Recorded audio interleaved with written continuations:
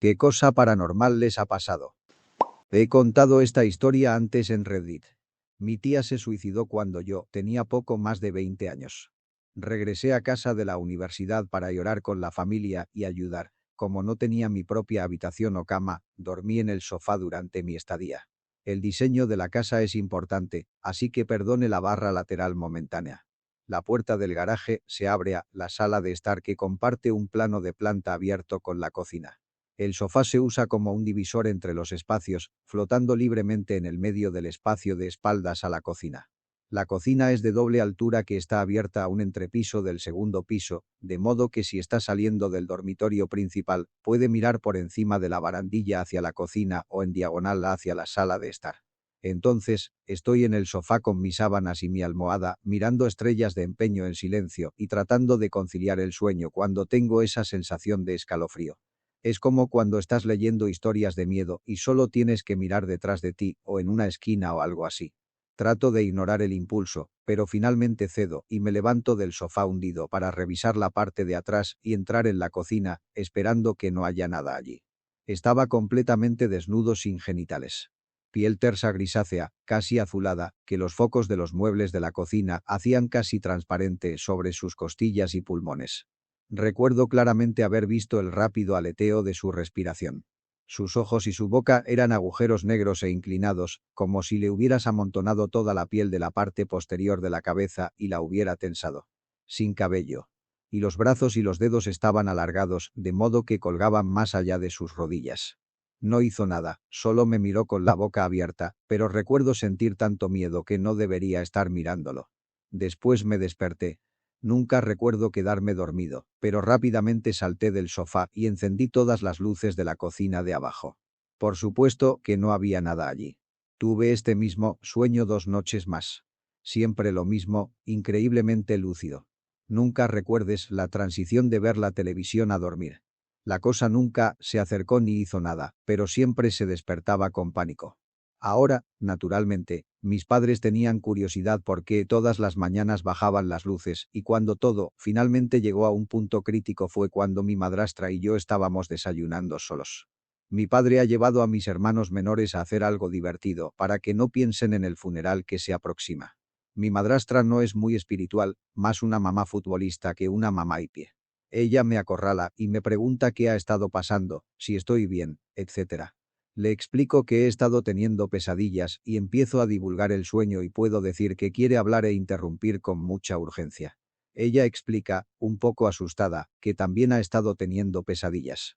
En su sueño, se despierta de la cama asustada porque algo anda mal con mis hermanos. Al salir del dormitorio principal para ver cómo están al otro lado del pasillo, piensa en ver cómo estoy y mira hacia la cocina. Y luego ve a alguien parado en la cocina, mirándola y se despierta.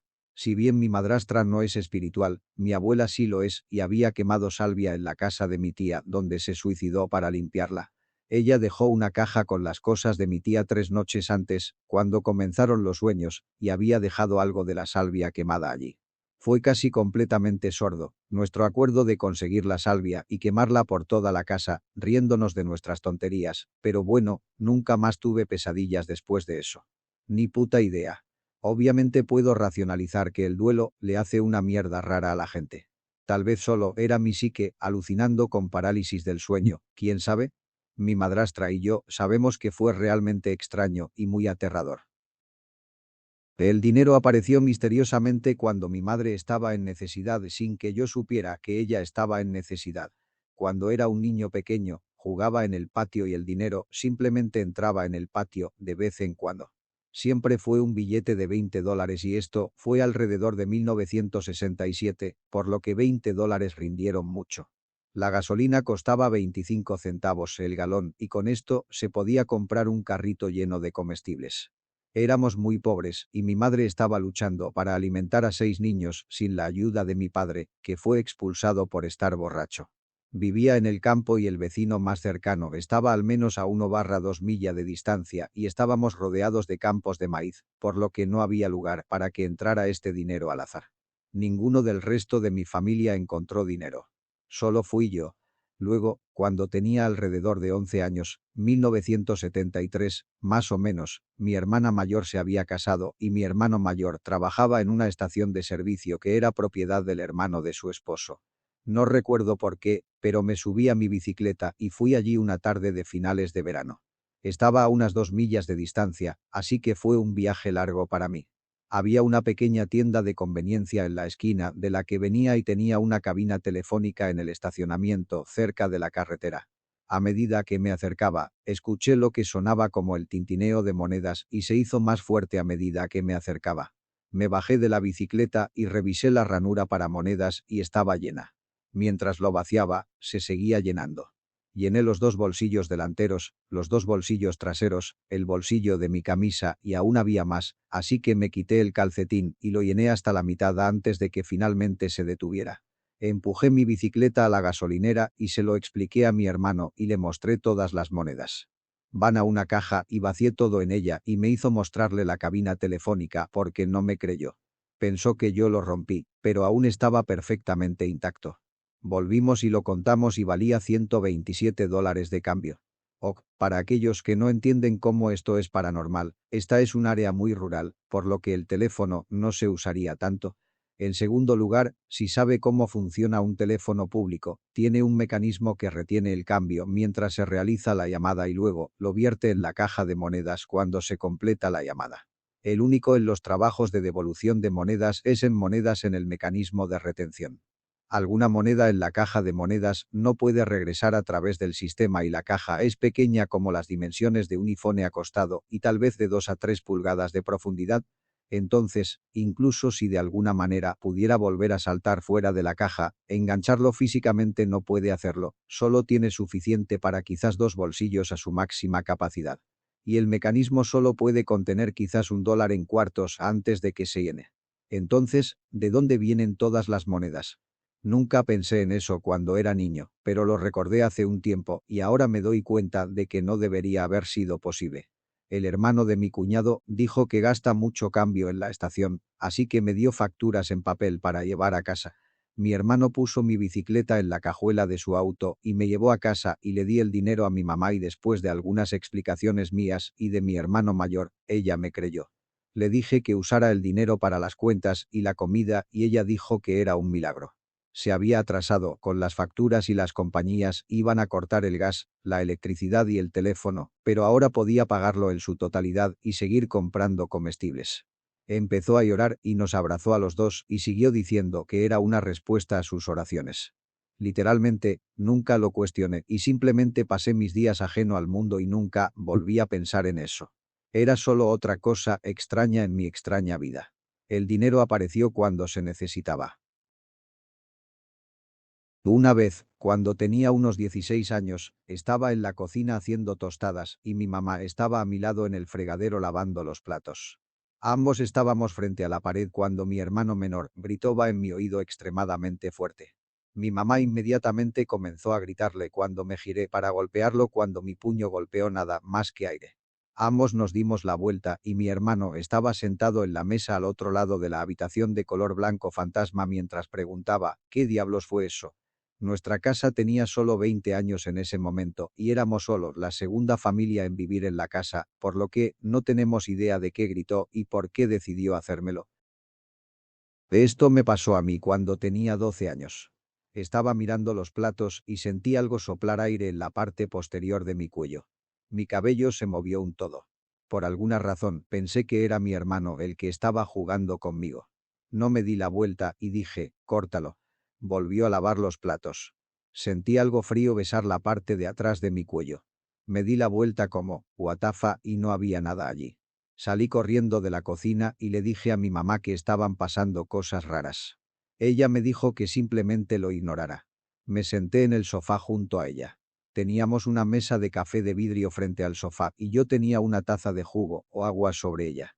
Extendí mi mano para agarrar la taza y la maldita taza se deslizó por toda la mesa de café por sí sola.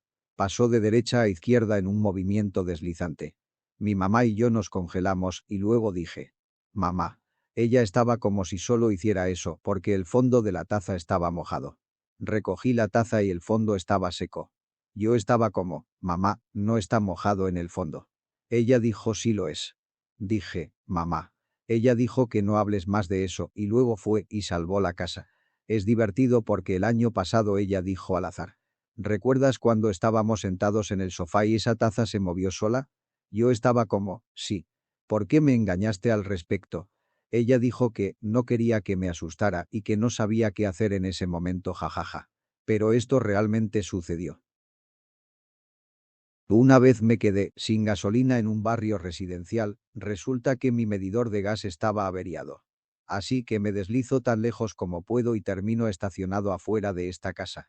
Estoy pensando, carajo, llamo a o simplemente camino a una estación de servicio.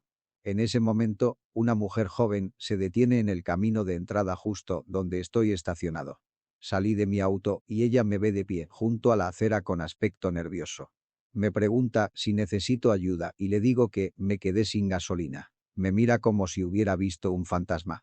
Después de una pausa incómoda, se ofrece a llevar la gasolinera y llenar la pequeña bombona de gasolina que yo tenía. Me imagino que está siendo incómoda porque soy un tipo y está oscureciendo, no me ofrezco a ir con ella. Vuelve unos 10 minutos después, me entrega el bote. Digo gracias y luego dice, ¿quieres saber algo un poco raro? Por supuesto que digo que sí, ella dice. Bueno, hoy cuando estaba en el trabajo recibí una llamada súper rara. Continúa. Supongo que era una broma, pero el tipo del otro lado del teléfono seguía repitiendo. ¿Alguna vez te has quedado sin gasolina? ¿Alguna vez te has quedado sin gasolina? ¿Alguna vez te has quedado sin gasolina? Cuando me quedé sin gasolina, su casa fue justo frente a la que aterricé. Ese mismo día ella había recibido esa llamada. No es de extrañar que actuara como si estuviera preocupada de que la matara. Nos reímos un poco como si, raro, ambos sin palabras. Todavía me da escalofríos pensar en ello. Entonces, trabajo en mantenimiento para una propiedad de vivienda para personas mayores, para la que trabajé de guardia. En cada apartamento tienen una cuerda conectada a un interruptor de luz a aproximadamente 5 del piso que activa una campana afuera y abre la puerta principal. Esto es una cuestión de seguridad, por lo que, si se cae al salir de la ducha, etc., puede alertar a alguien. De todos modos, recibí una llamada de que la unidad 14 tenía un timbre de llamada, así que conduje hasta la propiedad, entré al apartamento y no había nadie en casa. El interruptor fue bajado a la posición de encendido. Restablecí la puerta con llave y no dejé ninguna pista de cómo se tiró. Conduzca aproximadamente a 1 milla de distancia. Recibí otra llamada. El mismo problema. El mismo apartamento en el que entró. Me imagino, mierda, tal vez el resorte del interruptor esté disparado, así que reemplacé todo el interruptor, lo pruebo y luego busco en todo el apartamento, debajo de cada gabinete, los armarios de la cama, el sofá, etc., no hay un alma allí. Cierro la puerta y salgo de nuevo. Aproximadamente 1 hora después, recibo una tercera llamada con el mismo problema, vuelvo a reiniciarlo y se acabó, todavía no hay nadie en la unidad. Donde esto se vuelve espeluznante es que al día siguiente la señora que vivía allí estaba en el hospital y murió esa noche porque su cordón de tracción seguía tropezándose. No puedo explicarlo, no tenía sentido, pero me asustó muchísimo. Esta es una historia 100% real. Tuve un problema similar, soy un CNA en un hogar de vida asistida. Somos del tipo donde algunos residentes son independientes y simplemente alquilan un apartamento para estar cerca de otras personas mayores.